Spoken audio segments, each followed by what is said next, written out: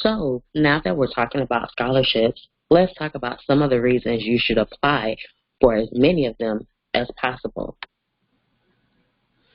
To begin, scholarships do not have to be repaid back.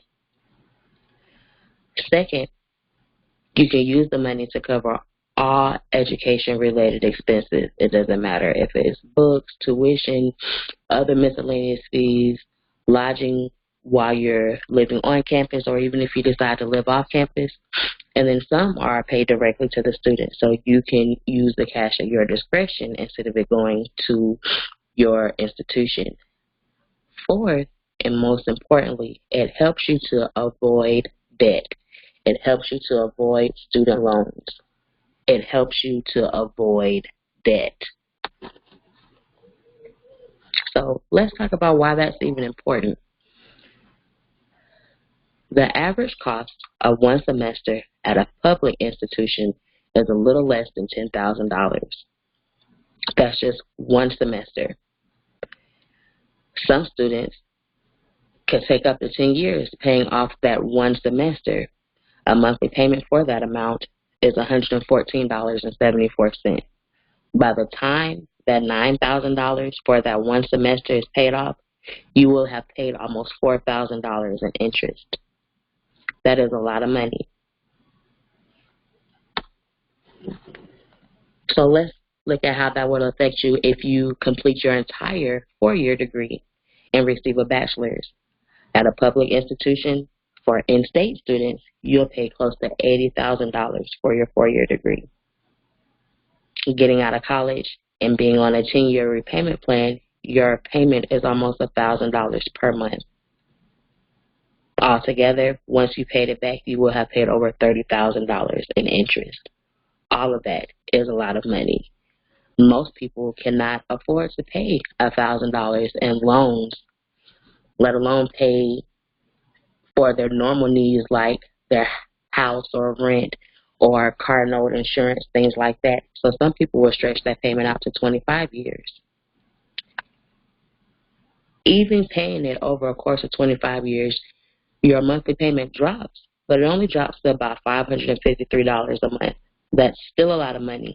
And once you pay it off, once you pay off that one degree, you will have paid $86,000 in interest.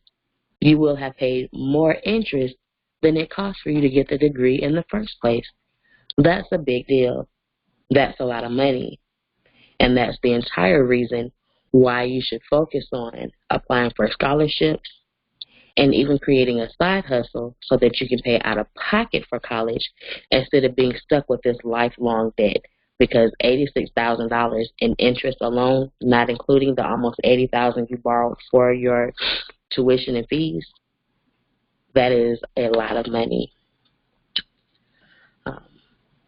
So now that we've talked about that, let's talk about some common requirements to even fill out, to even apply for a scholarship.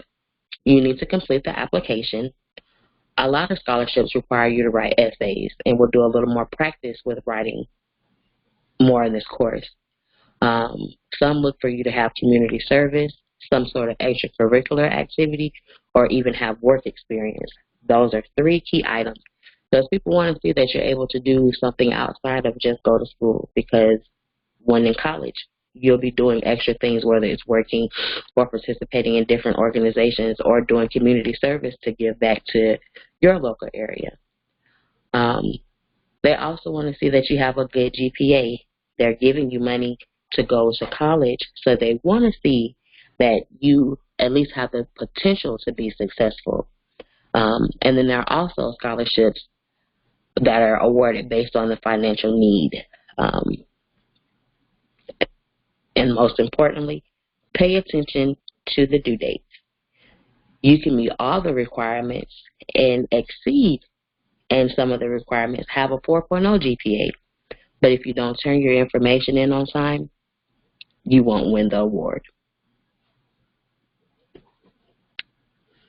So what's next? The next few exercises will take you over going through scholarship databases.